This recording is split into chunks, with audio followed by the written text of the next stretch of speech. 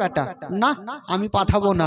আর মাসুদ বলছে মা গো তোমাকে পাঠাতেই হবে, বারবার করে জিদ ছাড়ছে বাবা। কবি লিখেছেন তোর মোস্তাফাকে দে না মা গো সঙ্গে নিয়ে যাই, জোরে বলুন তোর মোস্তাফাকে দে না মা গো সঙ্গে নিয়ে যাই, তোর মোস্তাফাকে দে না মা গো সঙ্গে নিয়ে যাই। আমাদের সাথে বেশ চারণে ময়দানে ভয় নাই, তোর মোস্তাফাকে দে না মা গো সঙ্গে নিয়ে যাই। মা হালিমা দেখছেন এই বেটারা জিদ ছাড়ছে, এদেরকে এমন একটা প্রশ্ন করব না উত্তর দিতে পারবে না, বেটাকে নিয়ে যাবে। আরে বেটা তোরা তো নিয়ে যাবি, যদি রৌদ্র লাগে তাপ লাগে তোরা কোথায় রাখবি? মাসুদ হাসতে হাসতে বলছেন মা গো রৌদ্র লাগবে না তাপ লাগবে না, তার জঙ্গলে ব্যবস্থা করে রেখেছি, জোরে বলুন সুবহানাল্লাহ। আরে বেটা ওইটা ব্যবস্থা কি করলি? তখন মাসুদ হাসতে হাসতে বলছেন মা গো কি করবে ব্যবস্থা জানেন? বাবলা গাছের ছায়ায় নিয়ে বসবো সবাই ঘিরে, আরে খোড়মা পাতার তাজবা নাইয়া মা পড়িয়ে দেব শিরে, জোরে বলুন মা গো বাবলা গাছের ছায়াতে বসবো, তাজ বানাবো, ভাইয়ের মাথায় পড়াবো, রৌদ্র লাগবে না। কবি লিখেছেন বাবা বাবলা গাছের ছায়ায় নিয়ে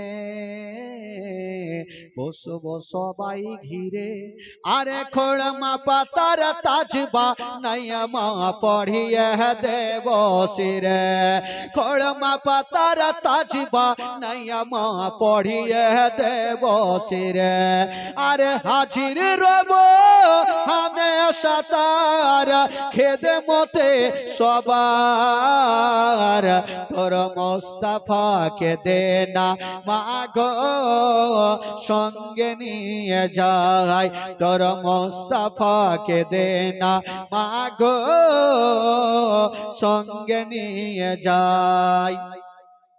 মা হালিমা দেখছেন দাঁড়া, একটা তো উত্তর দিলে, আর একটা এমনই প্রশ্ন করব এই জিন্দেগিতে উত্তর দিতে পারবে না।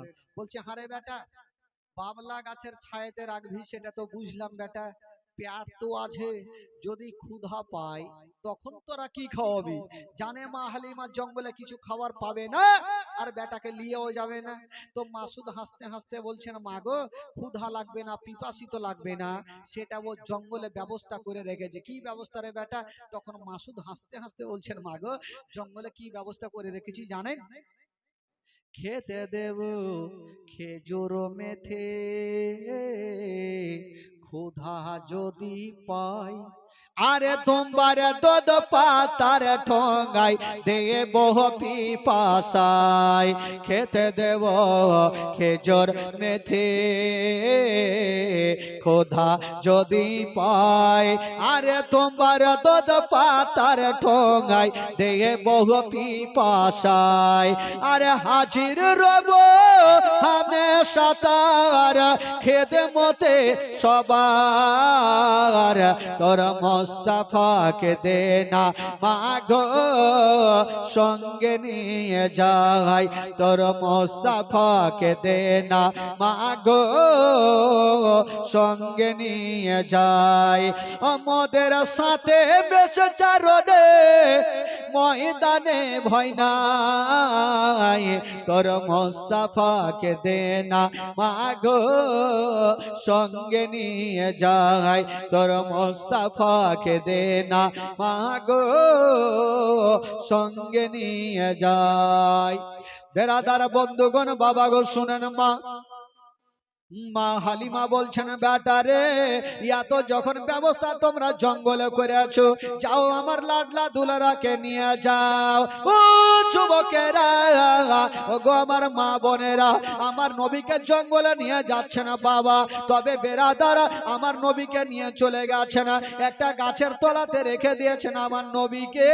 আর বাচ্চা বাচ্চা ছেলেরা অন্যদিকে খেলাধুলা করতেছিল বাবা। হঠাৎ করে দেখছেন মা, জঙ্গলের দিক থেকে বড় বড় বাঘগুলা বেরিয়ে চলে আসিল, আর আমার নবীকে চতুর্দিকে ঘেরাও করে নিল। মা হালিমার বেটা মাসুদ দূর থেকে বলছেন আল্লাহ গো, মনে হয় শেষ হয়ে গেল, আমার ভাইকে বাঘে আর জিন্দা রাখবে না।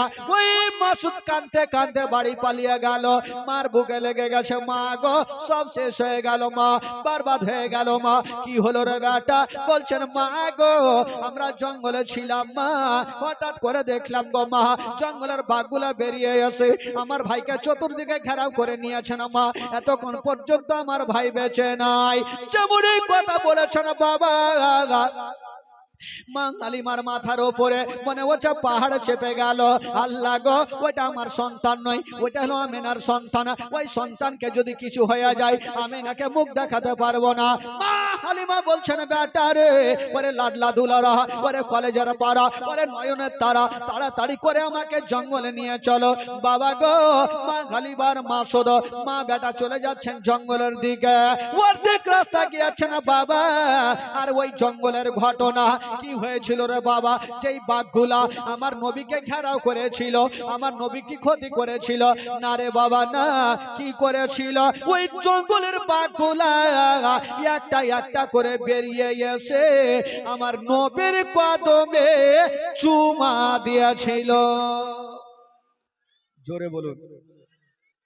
একটা একটা করে বাঘগুলা বেরিয়ে এসে আমার নবীর কদমে চুমা দিয়ে লাইন ধরেছে না বাবা। যেমনই বাবা গো সমস্ত বাঘগুলা লাইন ধরেছে না, আর ওইদিকে বাঙালি মা বেটা মাসুদকে লিয়া দৌড়াতে দৌড়াতে চলে গেছেন জঙ্গলে। যেমনই যেতে নাই বাবা, হায়রে মা গালিমা যাচ্ছে না, আমার নবী দেখছেন আল্লাহ, মা আমার মা তো চলে আসে, বাঘগুলাকে যদি দেখে লাই তবে ভয় পেয়ে যাবে। আমার নবী বলছেন ওরে বাঘেরা, তোমরা জঙ্গলে চলে যাও। জঙ্গলের বাঘগুলা বাবা জঙ্গলে চলে গেছে না, আর মা গালিমা দৌড়াতে দৌড়াতে গিয়া আমার নবীকে টেনে বুকখানে লাগিয়েছেন। ওরে লাডলা দুলারা, ওরে কলেজার পাড়া, ওরে নয়নের তারা, আমি শুনলাম বেটা তোমাকে বাঘে ধরেছিল। বলছেন মা গো, তুমি যা শুনেছ সত্য কথা মা, আমাকে বাঘে ধরেছিল, তবে মা গো আমার কোনো ক্ষতি করে না। কি করেছিল রে বেটা? বলছেন মা গো, জঙ্গলের বাঘগুলা একটা একটা করে এসে মা আমার কদমে চুমা দিয়েছিল। জোরে বলুন। একটা জঙ্গলের বাঘ পর্যন্ত চিনতে পারে এটা হলো শেষ জামানার নবী। জোরে বলুন। মা হালিমা যেমনই মুখে কথা শুনেছেন, মা হালিমা মাথায় হাত দিয়েছে, আল্লাহ বাপের কালে শুনিনি যে একটা বাঘ এসে কাউরি কদমে চুমা দিবে। আল্লাহ গো, আমার বেটাকে কি কোনো জিন ভূত ধরেছে নাকি? না। মা হালিমা আমার নবীকে নিয়ে বাবা গো বাড়ি পৌঁছে গেল, আমার নবীকে পাঠাচ্ছেন না। বাবা গো, মা হালিমার কাছে আমার নবী থাকতে থাকতে প্রায় 2 বছর পূর্ণ হইল। জোরে বলুন সুবহানাল্লাহ। কয় বছর হইল? 2 বছর হইল। তবে 2 বছরের পরের ঘটনা আবার কালকে হবে ভাই। বেরাদার বন্ধুগণ, বাবাজি, আমার মা বোনেরা, কালকে মারাত্মক ঘটনা হবে। সকলে দাঁড়িয়ে যান আর সালাতু সালাম পড়ুন। ইয়া নবী সালাম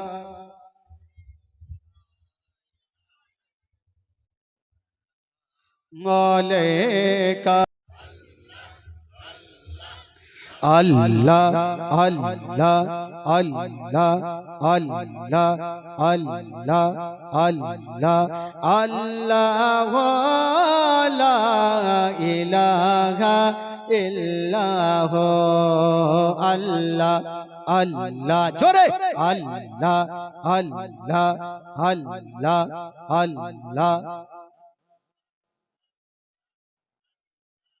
আল্লাহ আল্লাহ লা ইলাহা ইল্লাল্লাহ আসমানের মালিক যে আল্লাহ, জমিনের মালিক সে আল্লাহ। বলো আসমানের মালিক যে আল্লাহ, জমিনের মালিক সে আল্লাহ।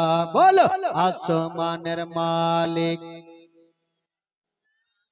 জমিনের মালিক সে আল্লাহ। নূর মুহাম্মদ সাল্লাল্লাহ, নূর মুহাম্মদ সাল্লাল্লাহ, লা ইলাহা ইল্লাল্লাহ। আল্লাহ আল্লাহ আল্লাহ আল্লাহ আল্লাহ আল্লাহ আল্লাহ আল্লাহ আল্লাহ আল্লাহ, লা ইলাহা ইল্লাহ। আল্লাহ আল্লাহ আল্লাহ আল্লাহ আল্লাহ আল্লাহ আল্লাহ আল্লাহ, লা ইলাহা ইল্লাহ। জোরে বলুন সুবহানাল্লাহ। मूसा की बोले अपना हसबे रब्बी जल्लल्लाह माफी कल